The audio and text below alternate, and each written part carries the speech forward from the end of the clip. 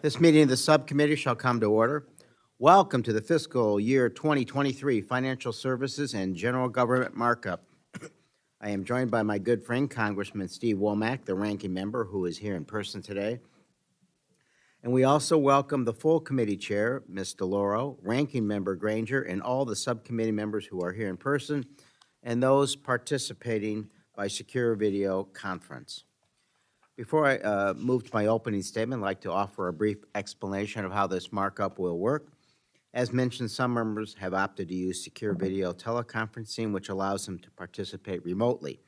For those on video conference, once you start speaking, there will be a slight delay before you're displayed on the main screen.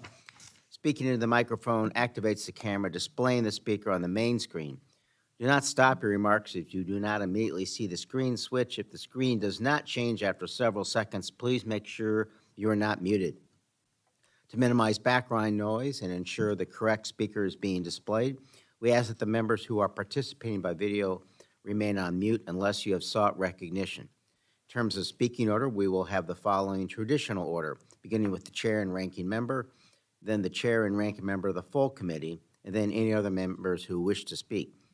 Finally, we have set up an email address to which members can send anything they wish to submit in writing at any of our hearings or markups, including documents to be inserted in the record by unanimous consent, amendments, motions, and other unanimous consent requests, and so on.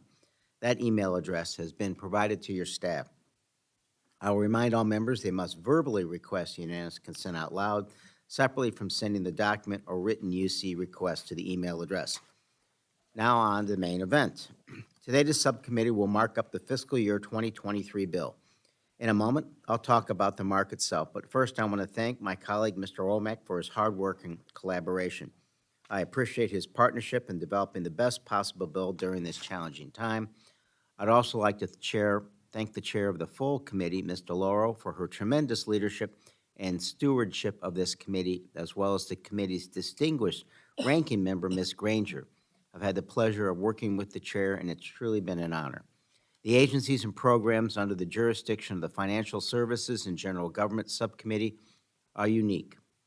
Each one plays an important role in the functioning of our government, whether in terms of core services or in relation to government responsiveness, transparency, and efficiency.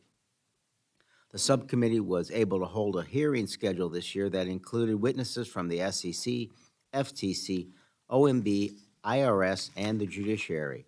In those hearings, we were able to explore issues facing agencies funded in this bill and have informed and robust conversation. The subcommittee mark recommends $30 billion. This is an increase of $4.3 billion above the comparable fiscal year 2022 level. The bill includes $13.6 billion for the IRS, and continues restoring the IRS from a draconian cuts this agency had suffered for almost a decade. This much-needed investment will support more effective and efficient enforcement activities that equally address taxpayers in all tax brackets.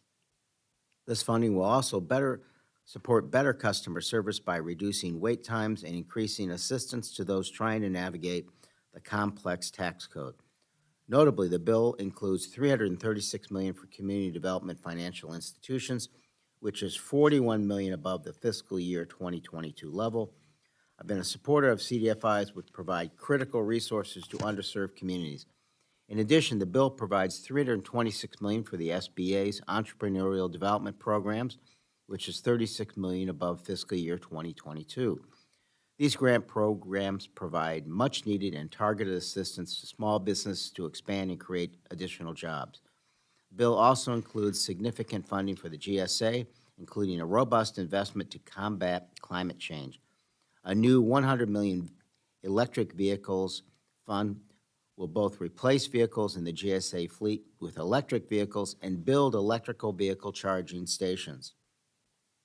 The bill provides $80 million for GSA to manage climate change risk and safeguard federal real property, along with close to $1 billion to modernize and improve the GSA real property portfolio by reducing their climate impact and improving resiliency. The bill also includes funding for programs to combat the opioid epidemic under the Office of National Drug Control Policy to ensure this crisis receives the highest level of federal attention. Specifically, $300 million is included for the high-intensity drug trafficking area program, an increase of $3 million above 2022, and the drug-free communities program is funded at $110 million. The bill also includes $8.6 billion in discretionary appropriations for the judicial branch, an increase of $587 million over 2022 to fund protective services and physical security needs in courthouses and ensure the continued operations of the federal judiciary. Included in this amount are targeted funds of $128 million to assist the IRS with both physical and cybersecurity needs, as well as 27% increase for the Supreme Court to assist with their security needs. The bill also increases funding for agencies that protect everyday consumers and retail investors, including the Consumer Product Safety Commission, the Federal Trade Commission, and the Securities and Exchange Commission, agencies that are relatively small but essential to the safety of our economy. Finally, I'd like to take a moment to highlight an issue that's been a priority of my own: election security. States are on the front lines of protecting our elections from foreign attacks, and it is our responsibility to support these efforts. The bill before us includes $400 million for payments to states to help meet the challenge of ensuring the security and integrity of American elections. The bill also includes $34 million for the Election Assistance Commission to support state and local election officials on all aspects of election administration. The bill also takes seriously the broader cyber threat to this country. It provides $22 million for the new Office of National Cyber Director in the Executive Office of the President to help coordinate federal cybersecurity policy and strategy. I'm also proud that the bill removes several long-standing policy riders that I consider to be harmful, including many that dictate to the District of Columbia how to manage its own affairs or spend its own money, or that limit transparency into political spending. In particular, the bill removes reproductive care restrictions that unduly penalize the women of the District of Columbia and ensures that the federal agency does not interfere with the personal health decisions of its residents. So I look forward to discussing these issues and more in the coming days. At this time, I would like to yield to the ranking member, Mr. Womack, for any opening remarks. I thank the chairman. I'd like to begin by thanking Chairman Quigley for his friendship and approach to the subcommittee's work. Chairman Quigley and his staff deserve congratulations for getting us to this point in the process. There's a lot more work to do. In a normal year, it can be hard to put together an appropriations bill. However, this year the process has been much harder since we didn't complete our fiscal year 22 work until March. As a former chair of the Budget Committee and the Joint Select Committee on Budget and Appropriations Process Reform, I'm concerned that the budget process remains broken, resulting in CR after CR that eventually turned into giant omnis enacted several months into the fiscal year. No reputable business, no responsible government conducts their business that way. It should not be radical to say that the House should have to pass a budget resolution instead of putting a deeming resolution into a special rule for a completely unrelated bill. I'm hopeful at some point in the not-too-distant future we can reform the budget process so that bipartisan bills are enacted at the start of the fiscal year. Now, regarding the bill we're debating today, I'm grateful the chairman included many priorities for Republican members and addressed several bipartisan priorities such as helping small business, enhancing cybersecurity, supporting sanctions programs, and providing additional security funding for the Supreme Court. Unfortunately, as currently drafted, the bill's uncontrolled baseline spending is not justified, and it ignores our unsustainable fiscal trajectory. It also includes several controversial policy changes that I won't be able to support. Last year at this markup, I expressed concern that the administration's excessive spending was ushering in historically high debt and certainly inflation. Unfortunately, these concerns have materialized. This bill further contributes to our growing debt and the inflationary spirals that are hindering our economy and affecting every household in America. The bill before us proposes a 17% increase in discretionary spending over fiscal 22. That is just simply unacceptable. Numerous agencies funded in the bill receive a double-digit percentage increase. 30% of the FTC, 20% for the White House office, and 20% for the Consumer Product Safety Commission. While I believe the IRS could use some additional resources, the bill provides them with $1 billion or an 8% increase. It wasn't long ago that the IRS was targeting groups based on political beliefs and wasting taxpayer dollars on lavish conferences, inappropriate videos, and employee bonuses. While much of the federal workforce has been teleworking for more than 2 years, this bill provides $1.6 billion to GSA, most of which is for federal buildings and vehicles. I was hoping that the lessons learned during the pandemic could lead to savings in office space and travel expenses, not more spending.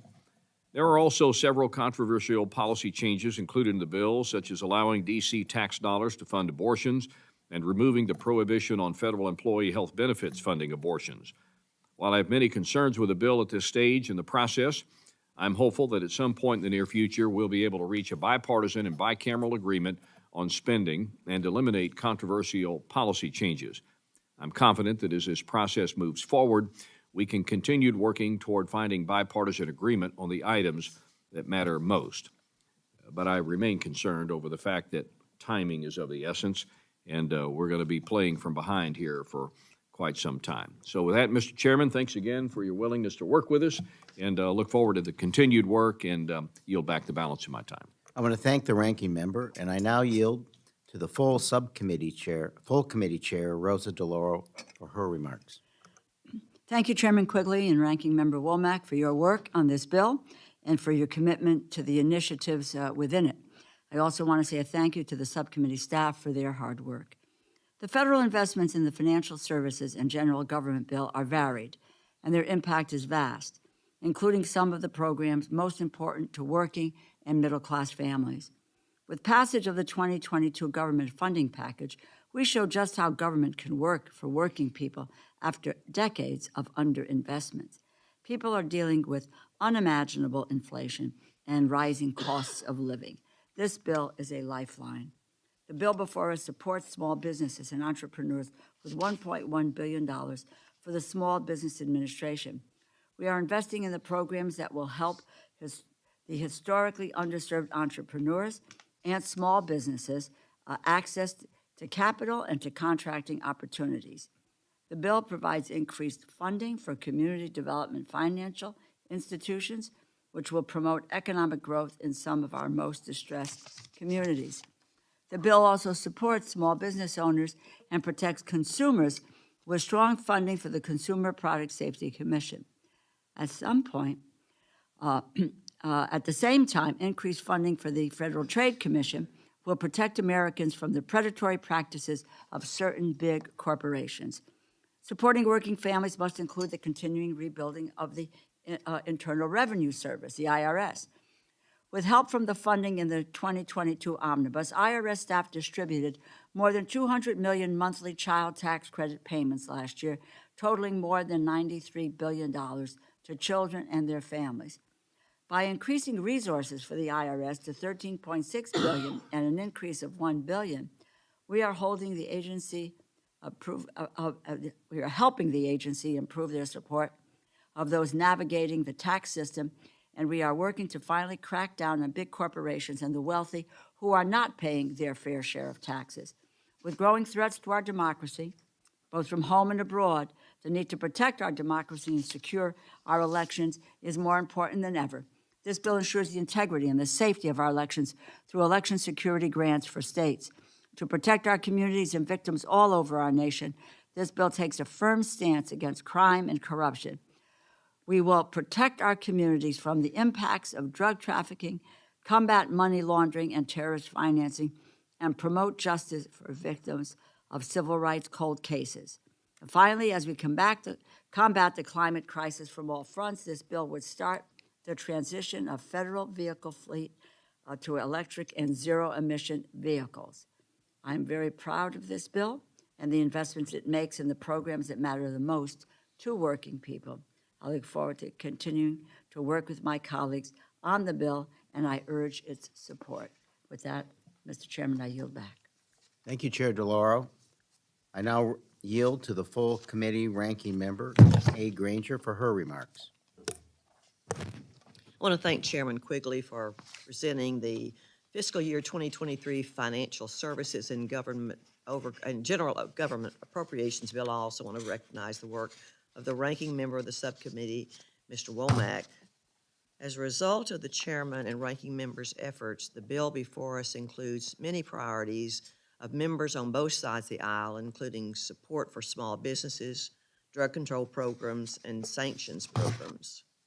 However, I'm concerned that the spending in this bill is based on a funding level that passed the House without Republican support. The bill before us simply spends too much. Some programs receive double-digit and triple-digit percentage increases. Inflation is at historic levels, and we must find ways to reduce spending. Instead, this bill increases the size and scope of the federal government and does nothing to help Americans struggling with record high cost. There are other serious issues with this bill that will prevent it from becoming law. It does not include long-standing pro-life provisions regarding the use of D.C. local funds and the federal employees' health benefits program. There are also significant new policy riders related to immigration, radio and TV advertising for marijuana, and school choice for low-income students in the District of Columbia. As this process moves forward, we'll continue to try to secure an agreement. We want language carried in the bills in the past to be retained and controversial policies to be dropped. With that framework in place, we will work to reach a bipartisan consensus on funding levels that takes into account the national debt and does not further contribute to inflation. Thank you, Mr. Chairman. I yield back. Thank you, Ranking Member Granger. Are there any other members wishing to speak on the bill?